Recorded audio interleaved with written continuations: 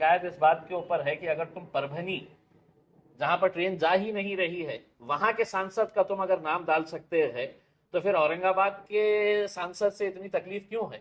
और railway department भी अच्छी तरह से जानता है, रेलवे के दोनों मंत्री भी अच्छी तरह से जानते हैं कि पार्लियामेंट के अंदर सबसे ज्यादा रेल और एयर कनेक्टिविटी के मुद्दे अगर किसी ने उठाए थे तो वो औरंगाबाद के सांसद, खासदार, member of parliament Imtiaz Jaleel ने उठाए थे।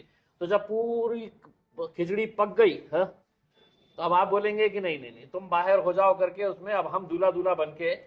तो अब मैंने उनको बोला हूं कि कल आपको दो तरह से इस्तेमाल करना पड़ेगा, आपको रेलवे का भी, एक ट्रेन का भी इस्तेमाल करना पड़ेगा, और मैं भी आने वाला हूं वहां पे, तो मेरा भी इस्तेमाल करना पड़ेगा। आपने ट्वीट में कहा कि ये गंदी राजनीति की जा रही है, तो आप, और आपने कहा कि गंदी राजनीति की जा रही है तो मैं भी गंदा खेल खेलूंगा, आपने चेतावनी दी एक किस्म से, तो आपकी जो चेतावनी आपको समझने का है समझिए, चेतावनी समझिए, धमकी समझिए, प्यार मोहब्बत से समझ। जालना से मुंबई रवाना होगी वंदे भारत एक्सप्रेस। इस ट्रेन को हरी झंडी दिखाने के लिए खुद प्रधानमंत्री नरेंद्र मोदी पहुंचेंगे जालना, मगर इस बीच विवाद तब छिड़ा जबकि वहां के स्थानीय सांसद AIMIM के सांसद इम्तियाज जलील को इनवाइट नहीं किया गया, बल्कि परभनी के सांसद वगैरह और तमाम लोगों को इनवाइट किया गया। इस पे एक इंटरव्यू में इम्तियाज जलील का प्रतिक्रिया निकल के सामने आई। उन्होंने साफ तौर से इसका विरोध किया और कहा कि ये गंदी पॉलिटिक्स कर रही है भाजपा। तो आइए सुनते हैं क्या कुछ कहा इम्तियाज जलील ने।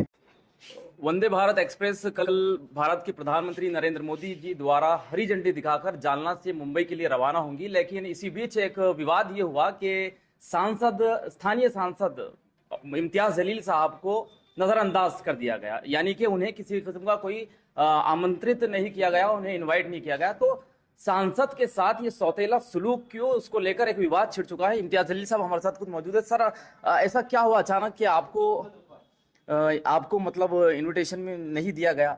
देखिए, मैं बहुत छोटी छोटी बातों के ऊपर ज्यादा ध्यान नहीं देता हूं, लेकिन अगर ये घटिया राजनीति अगर करना चाहते हैं तो इनको जो भाषा समझ में आती है उस भाषा के अंदर मैं सोचा कि चलिए एक मर्तबा इनको भी जवाब दे दिया जाए करके। उसमें मुझे कोई एतराज नहीं अगर जालना से ट्रेन निकल रही है और जालना के तमाम लोक प्रतिनिधि का नाम उसके अंदर इन्विटेशन के अंदर डाला गया है। मेरी शिकायत इस बात के ऊपर है कि अगर तुम परभनी, जहां पर ट्रेन जा ही नहीं रही है, वहां के सांसद का तुम अगर नाम डाल सकते हैं, तो फिर औरंगाबाद के सांसद से इतनी तकलीफ क्यों है?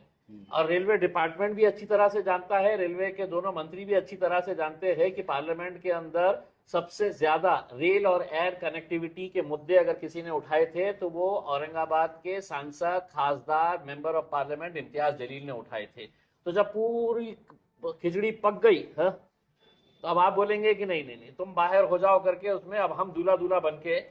तो अब मैंने उनको बोला हूं कि कल आपको दो तरह से इस्तेमाल करना पड़ेगा, आपको रेलवे का भी, एक ट्रेन का भी इस्तेमाल करना पड़ेगा, और मैं भी आने वाला हूं वहां पे, तो मेरा भी इस्तेमाल करना पड़ेगा। आपने ट्वीट में कहा कि ये गंदी राजनीति की जा रही है, तो आप, और आपने कहा कि गंदी राजनीति की जा रही है तो मैं भी गंदा खेल खेलूंगा, आपने चेतावनी दी एक किस्म से, तो आपकी चेतावनी आपको समझने का है समझिए, चेतावनी समझिए, धमकी समझिए, प्यार मोहब्बत से समझाया समझ लीजिएगा। उसमें अगर उनको यही समझना है, अगर उनको यही भाषा समझ में आती है, तो उन्होंने मुझे सिर्फ इतना एक्सप्लेनेशन देना कि परभनी के MP का नाम इनविटेशन के अंदर कैसा लिखा जाता है, और औरंगाबाद का MP जहां से ट्रेन गुजरने वाली है, जालना के बाद नेक्स्ट स्टॉप औरंगाबाद का है, तो वहां के MP से इतना परहेज क्यों है करके। तो ये मैं इसलिए है तो मेरी नाराजगी जाहिर किया हूँ। तो कल आप जाएंगे? गंदी राजनीति, मैं गंदा खेल खेलूंगा कल के। तो कल आप जाएंगे?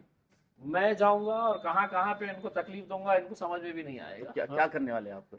हर चीज अगर बोली गई तो फिर क्या मतलब है उसके अंदर। ठीक है। दोस्तों, AIMIM चीफ असदुद्दीन अवैसी की पार्टी को लेकर और इम्तियाज जलील के इस भाषण को लेकर आपकी क्या राय है, नीचे कमेंट बॉक्स में जरूर अपनी राय बताएं। अगर हमारी वीडियो आपको पसंद आई हो तो वीडियो को लाइक और शेयर जरूर करें। मिलते हैं अगली वीडियो में। Thanks for watching this video.